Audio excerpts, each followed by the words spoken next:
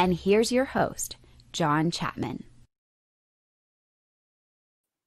What is going on, faithful? It is Tuesday, which means it is the John and Wayne show. Everybody getting a little special treat. Back-to-back days with my man, Wayne Breezy. Wayne, how we doing? Love the jacket. Love the jacket. I appreciate it. I got this from Miss Debbie, man. Niner for life. I'm always backwards when we're on camera, so I always hit the wrong side. But I'm doing a lot better, man. My hopes are up. Faith is up. And I'm ready to talk about, get ready for these Rams, man, because today we're going to bounce back. You know what I mean? Yes. And I think that's key. So obviously we're going to dabble some in the last couple of weeks that have gone bad. 49ers coming off back-to-back losses. That's huge. We'll talk a little bit about that. But I wanted to start the show off talking forward. Well, we got the Rams this weekend.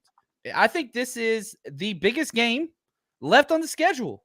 This is it. If I had to pick one game that the 49ers could win out of all the games left, this one and then at Seattle, those two, which I will be honest, 49ers Rush Road Trip is going to be there for both those.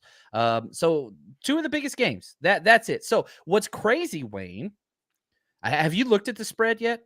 Have you looked at the spread? I haven't checked the spread. So okay, are we up 2 points? I'm glad. So let me ask you, 49ers on the road to Los Angeles. If you were Las Vegas, what would you set the odds at? I've seen it. So I peeked behind. I'm going 4 points.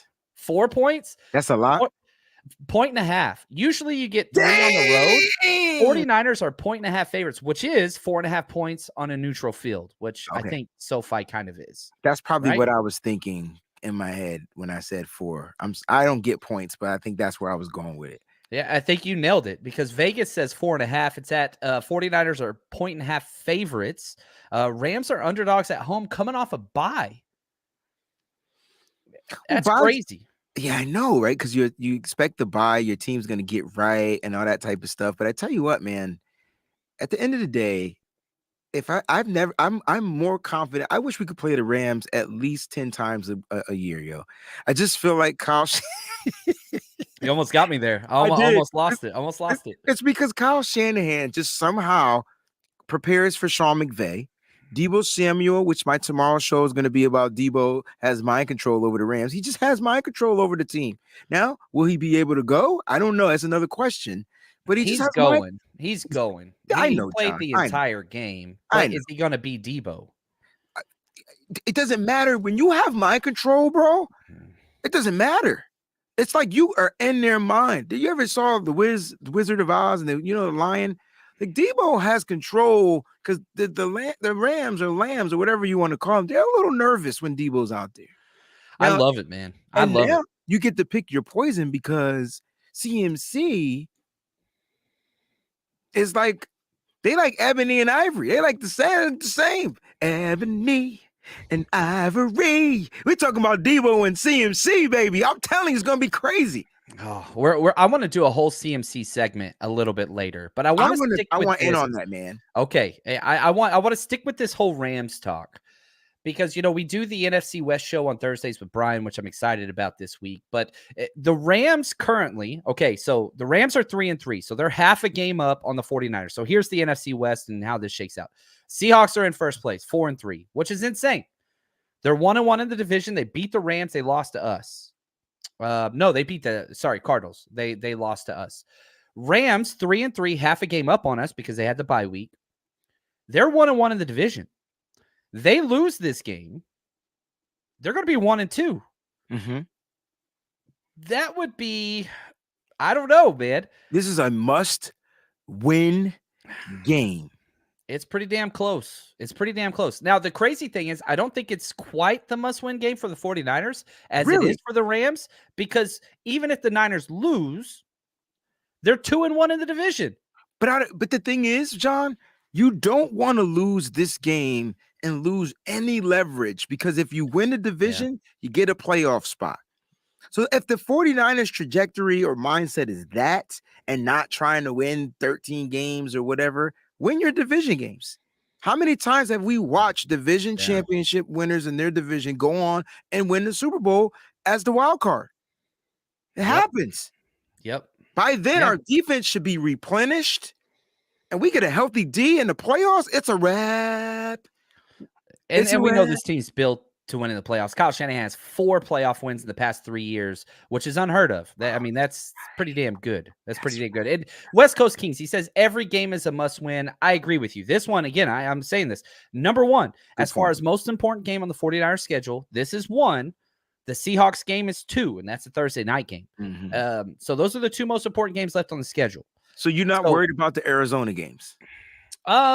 I am, but the Cardinals are already 0-2 in the division. They're falling apart, arguing on the sidelines. They're not getting quote unquote better. They did just come off a huge win Thursday. Okay. Not too much. And I know that they played us very, very well, and the 49ers have struggled with them. I don't see the Cardinals as being part of it. I think this is a 3-team race. I do. Even though we have the same record as the Cardinals, I don't have faith in that team. I understand Kyler's good. I understand they got some pieces. What's up, Peachy? What's up, Peachy? We got to figure out how to knock off them damn Seahawks. I mean, I know we just got to beat them, but they just waxed them at home. Now you got to win on a short week there, and that's going to be fun on a Thursday night. Oh, I see where you're going with this. Yeah, that's why it's important. That's probably gonna be our hardest game. Yep. At Seattle, short week. I totally forgot. We are going to be throwing a party all day Thursday. Because it's a Thursday party, we're probably just going to do like a Friday get-together, like come hang out at a bar. Probably not do like a whole bunch of like production value. But Thursday, the day in Seattle, we're going to be – it's all day Thursday. Most people are coming in Wednesday night or Thursday morning. We're going to be all you can eat, all you can drink, events. We're just throwing the biggest Thursday rally we possibly can, which is going to be awesome. So 49ersrushroadtrip.com, go check that out. Obviously, this weekend, man, I'm pumped about this LA. I am so pumped about this LA event. We are going to be at the Fountain. We got a party Saturday night from 3 to 8 p.m. Saturday tailgate at the stadium starting at 9:30. Going to be awesome. Excited about that. 49ersrushroadtrip.com. We got tickets for the whole year. They're already up. Now, sticking with this division. If the 49ers win this, and I'm asking this for Wayne, and I want you to give people in the chat an opportunity to answer. Okay. If the 49ers win this, they go 3-0 in the division. So here's my question to everybody else. Okay. When was the last time the 49ers went 3-0 in division play? When was the last time? 3-0.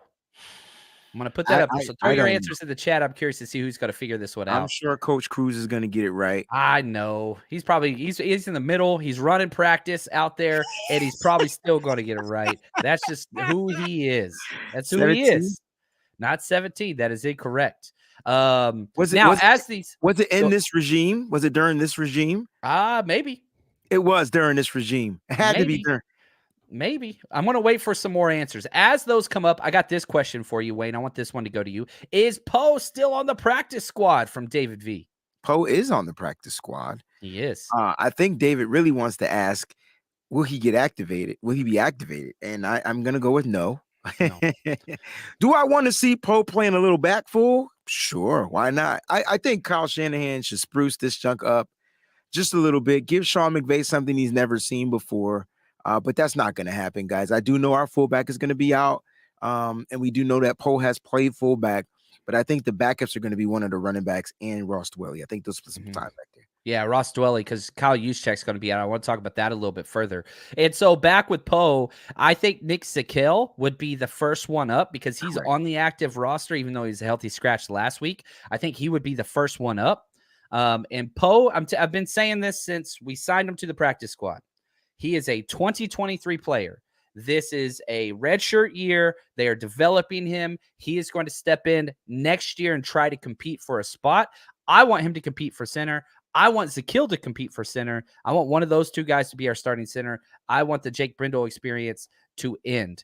Man, can I be honest? Nobody has the correct answer for the last time the 49ers went 3-0 in the division.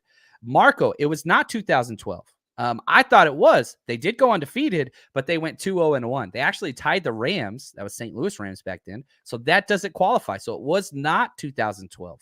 2019, nope, they did not. They lost to Seattle early. That threw that out there. 98, incorrect. 19, nope.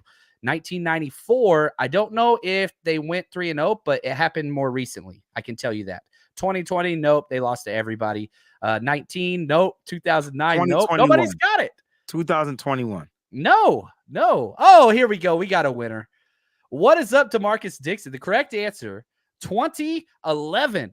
They went 3-0. They actually finished 11-3 that year, went all the way to the NFC Championship and ended up losing to Seattle that year. But the correct answer, the last time the 49ers went 3-0 in the division, it hasn't happened in over a decade, Wayne. They can do that this week. That's why I said, John, that this is a must-win game. Listen, it sends a different message, right, to the locker room, right? Oh, man, yo, it's time we put the past behind us, man. We 3-0 in our division. We 3-0 in our division. Now they go on a bye week, and their focus is now going to come back on a different mentality. And now all they got to do is continue and keep up what they're doing, right? So that's why I like this, man. They go out there, they get this win, they beat the – and then it's different when you beat the Rams. And, you know, you chest poke out a little bit more. You know what I'm saying? Your perks. You know, you could do the perk jumps. I ain't going to say the other word jump, but you know what I'm trying to say. King Kong ain't got nothing on me. That's right, man. Let's shout out to Denzel. What's up, man? Kali, I love the. Oh, look at that. Clayton, the man behind the scene, threw it up at the same time I did. He's the best there is. Shout out to Clayton. He is awesome. He says, John, have you calmed down? I watched the Patriot breakdown. Never seen you that fired up, bro. It's rough going through that film. I went through defensive film first. Just finished the entire defensive breakdown. That's up on patreon.com/49ers Rush Podcast. It was frustrating, bro. It was very frustrating. And, you know, I got to open this picture because I don't know. A picture of you being frustrated? No, the reason why I'm frustrated, that's what I'm going to show. Look at this. I'm going to share this. Oh, the space. Oh, it's bad, man. The space in the final frontier. There was nobody. Oh, my gosh. Where's the defense? I see a leg. There's a leg at the top. This is not edited. It's not edited. This was on 3rd and 6. Bro. You can't make this up, man. Oh, listen, I just finished the offensive breakdown with Rohan. We just did it live, like right before I came here, bro. Let's just say we didn't finish it because I couldn't take it anymore. Yeah. Well, I don't know which film is worse. Breakdown after this. Yeah. The film's bad. It's disgusting. And you know what's crazy? Here's the craziest thing about this. Not on D'Amico. That's not on D'Amico. That was on Fred Warner. That was on Fred Warner. That was on All-Pro Fred.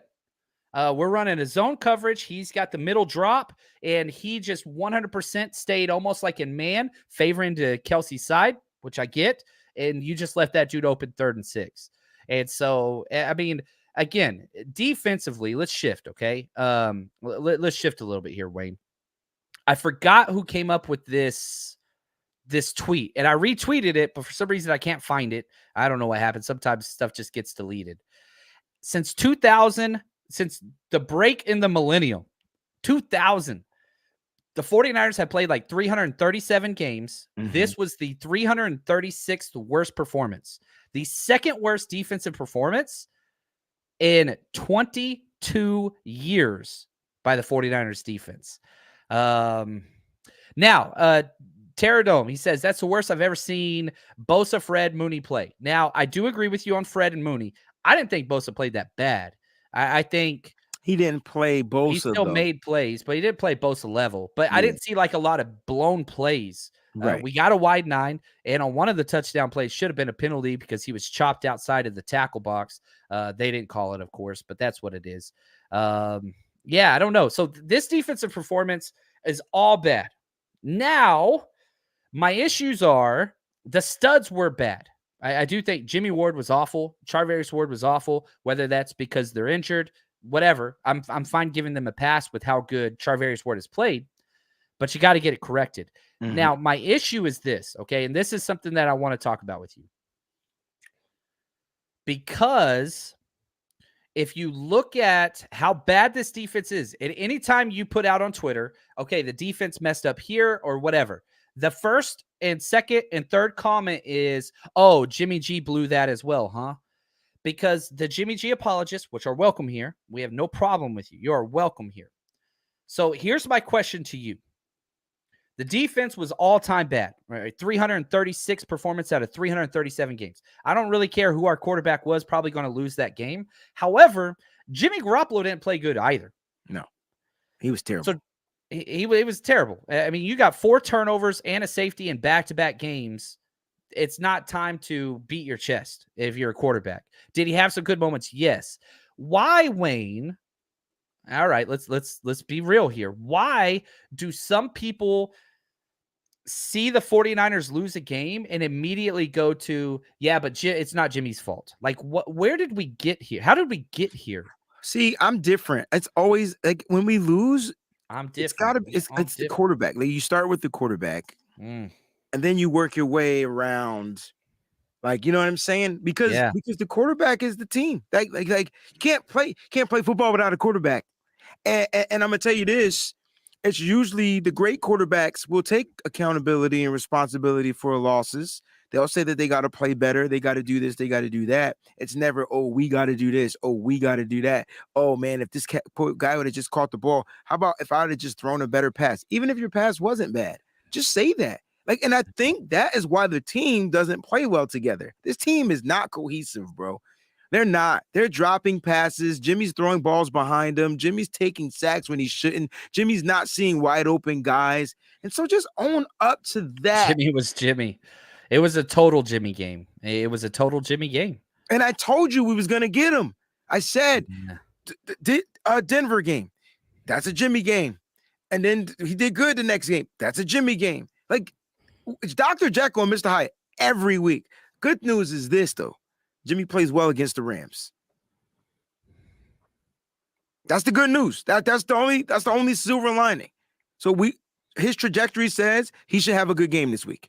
Yeah, I mean, he should. He usually does well against the Rams. Oh, I gotta say, we got to do this. Shout out to my man Benny Mendez. He is one of the best out there. Now, Benny, he's a fire starter, and we argue all the time. I'm trying to get him to bet me if Kyle Shanahan's going to be the coach next year. So a lot of the fan base is on this page. And I think that this is appropriate too, because you have the people that immediately rush to defend Jimmy Garoppolo no matter what happens.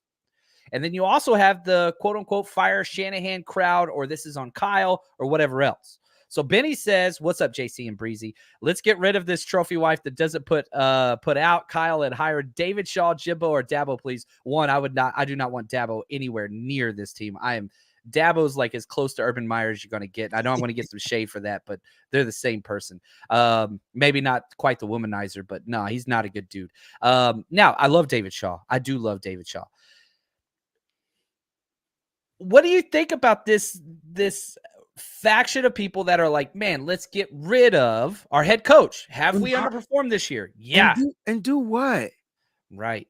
Well, he just said David Shaw, which David Shaw is not leaving. But you can get these coaches in here, and then you're starting over. You want a coach to come in here and take this team, which struggles with execution, which lacks a quarterback. If I don't know, the only coach I want to come in here is the coach that coaches North Dakota State. Ooh. That's it. I kind of like that. Well, there's only one reason. And y'all know the reason. Yeah. Similar offense. I want Kyle. I still want Kyle. I want to see what Kyle can do with Trey. I feel like he's earned that. I don't want another coach. I'm just saying, if we're going to replace our head coach with anybody, Trey Lance is still here. You better replace him with the guy that coached Trey Lance in the first place, the guy that took the chance on Trey Lance, and then let that happen.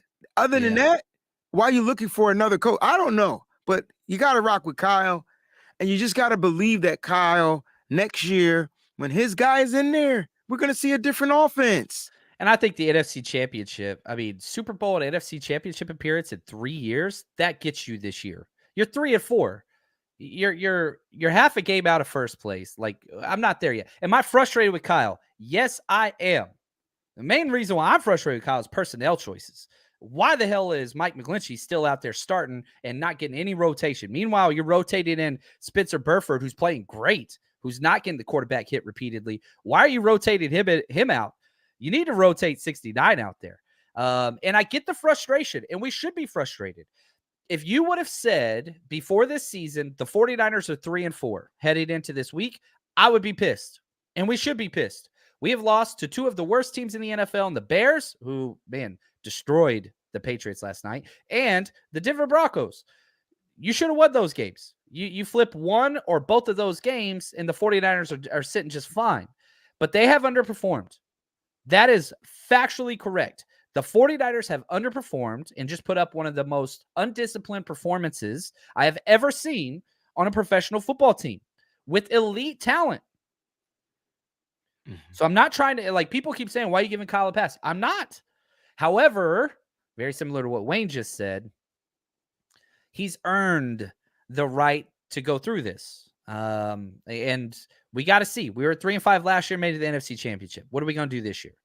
49er Jeff says, we're in the instant era. Nobody has patience to let things develop. I believe continuity is important. I can honestly say I can buy my children 49ers jerseys and apparel and give it to them with pride. That always hasn't been the case. I'm very proud of this team and the people and the way in which they win. It's not a bunch of wife beaters and child beaters like the Chiefs or the Browns or the Cowboys or those teams. Like, I love what we have here. I do expect better, though. I hope people aren't thinking that I'm settling for mediocrity, because I'm not. And I am with John. I expect better as well. But Kyle Shanahan, he just has to figure out how to make what he has work. And I don't think you can have all the all-pro pieces and positions you need. You still got to make it work. And it's going to take him and all his other coaches to make it work. And we've seen it. We've seen it work. That's it. We've seen it work. We've been to an NFC Championship twice. We've been to a Super Bowl once. We didn't win. I'm not the type for consolation prizes. We didn't win. And a lot of people saying he's had 5 or 6 years. This is a 6th year. You're right. He's had 5 years. And how many? This was a complete rebuild. This wasn't like Harbaugh coming in. Yeah, and then taking Joe over Staley, Patrick Willis, Navarro Bowman. Like, you had Frank Gore. Like, you had those pieces there. Now, he was a hell of a coach. I'm not trying to take away from Harbaugh, but they're not the same thing. You walked in with trash. Where there misses in the draft, oh my gosh, Absolutely. yes. Every single team does. Where there hits, yeah. Absolutely. I would argue there's not many teams that are going to take their drafts in the past 6 years over the 49ers. 49ers have the best tight end.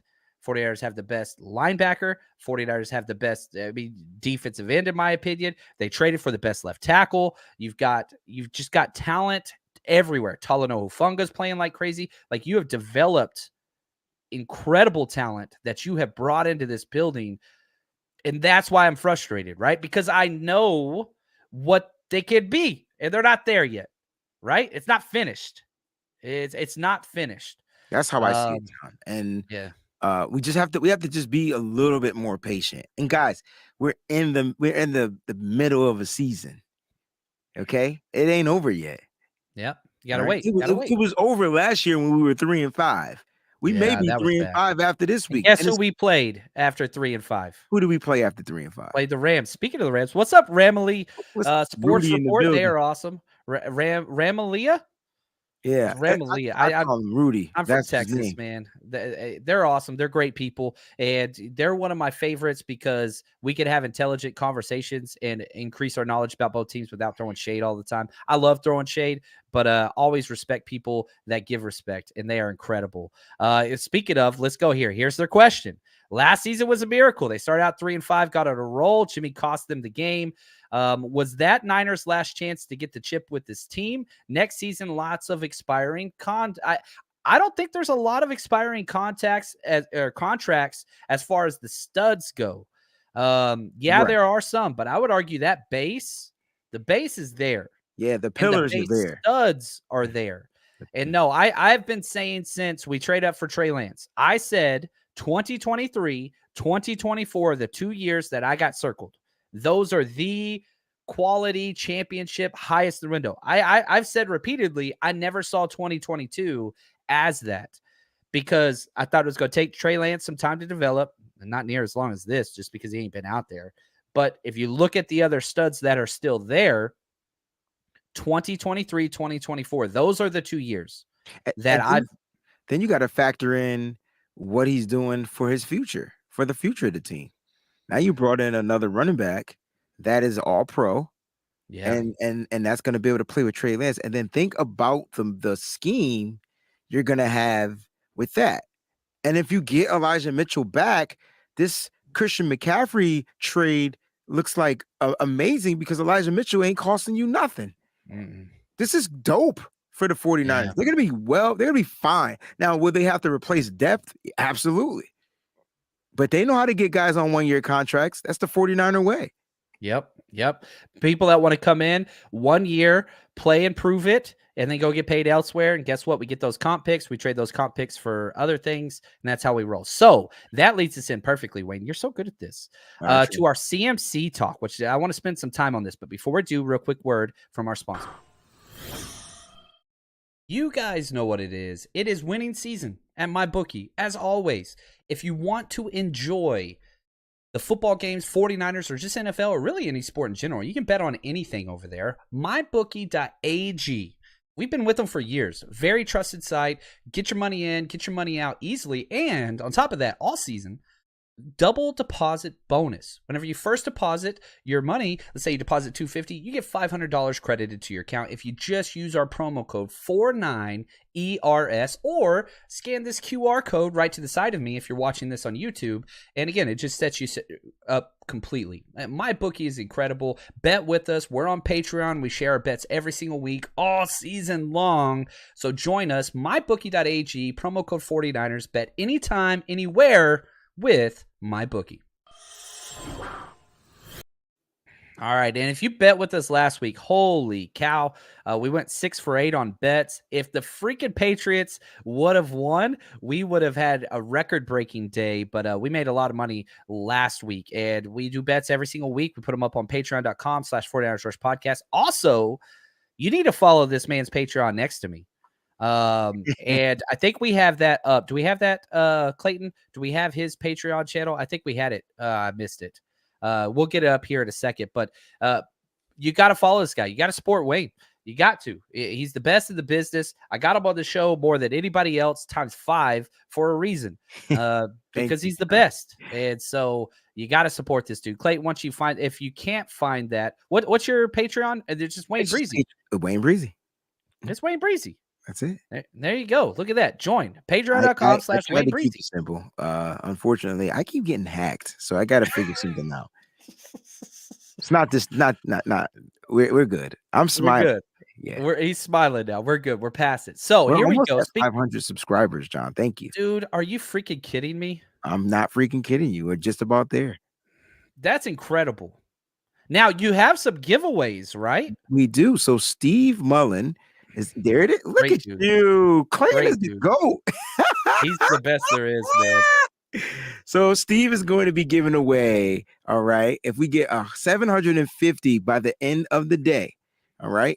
So if we get to that before the end of the day, somebody that's a subscriber is going to get a Brandon Ayuk jersey. Now, on top of that, Coach Cruz said if we get to 1,000, he's going to throw in a Deebo Samuel signed picture. So if we get to 1,000 subscribers today, those will be given away. If not, you miss out on that. So, you know. Hey, I can't scream this any louder. Go right now, jump on to this freaking channel. It's weird numbers and letters at the end of it. Just click on the daggone link. I'm sorry, guys. Here, I'm throwing it right back. I'm throwing it in the chat right now. I got this. Look at this. I know you guys see a Nightbot in there. Don't be alarmed. That's me. I'm controlling it. I put that stuff. It's ran through me. It's not somebody else this time. I love it. So let's go CMC. I'm excited about this. I'm very, very excited about this.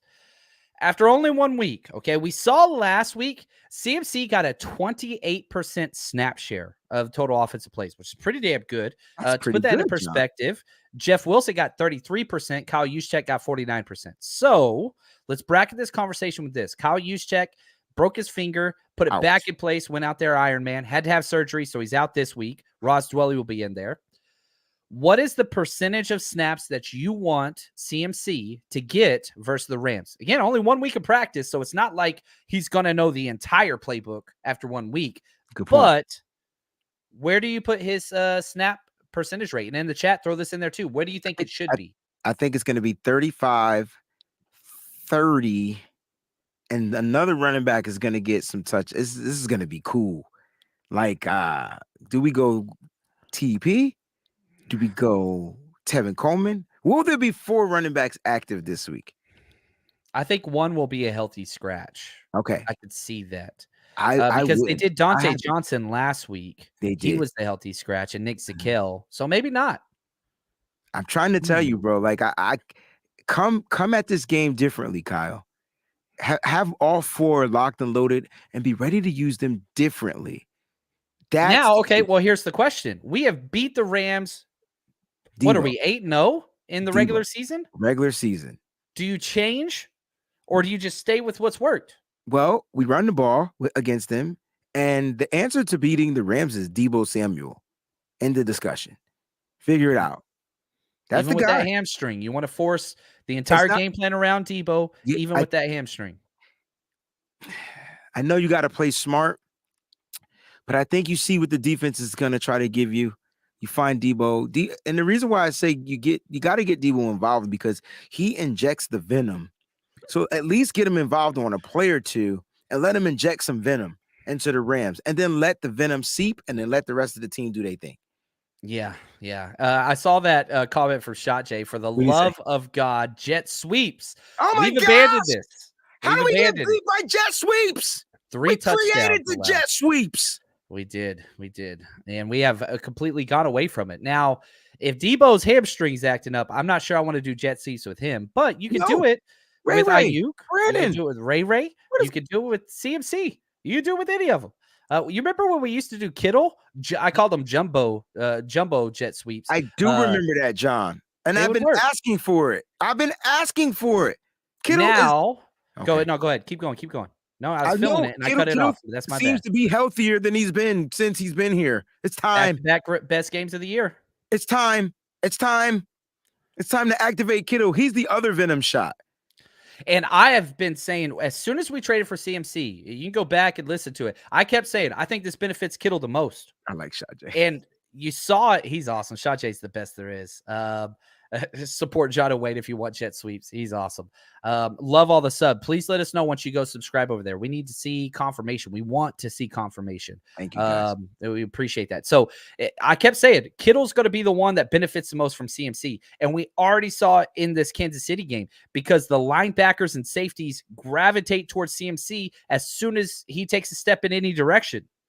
And Kittle was getting wide open looks over the middle because the linebackers were going to the left. He's doing a slant from the right side. Oh, I'm so excited about this. It's time. It's time. It's Kittle time. And that's why Kyle Shanahan traded for CMC. Yeah. That's why. And I'll say this too. Did you see that James Robinson trade? I did to the Jets. That's huge. For pennies on the dollar. I am so glad the Rams did not do that. I think James Robinson's a freaking stud. Bro. Stud. And I whenever I saw Robert Saleh do that, I was just like, whew. I love Danny Gray jet sweep. Thank you, Coach T. Where are we at of that? Danny Gray can't get out of his own head. So what do? He's a playmaker with speed. Get him the damn ball without thinking. His routes have been trash. He was the worst rated player on offense for the 49ers. He was bad. He only played like 7 snaps. He doesn't have it. It's not there yet. He's not there yet. He's not there yet. And trying to pair him up with Jimmy Garoppolo, we knew that was going to, as soon as Trey went down, we knew, all right, Danny Gray, it's a pending season. It's what it is. It's what it is. Now, okay, I want to ask you this question. What else are you most excited about with CMC? Let's relish in this positivity, this new toy. What are some things that you are just like, oh, I can't wait. Please for give him some screenplays. You know how many screens the 49ers ran last week? I was shocked whenever I saw this. Really? 3. Oh, okay. No, that's not. I said 2. That's not. 3. It should have been 10. Should have been 10. Debo, Ayuk, Kittle, CMC. Why are you not running screens? You have a quarterback that can't press the ball deep consistently. You have the best yak guys in the world. It reminded me of when Trey Lance was quarterback and they just quit running screens. What was that about? You don't know how much I love you, bro.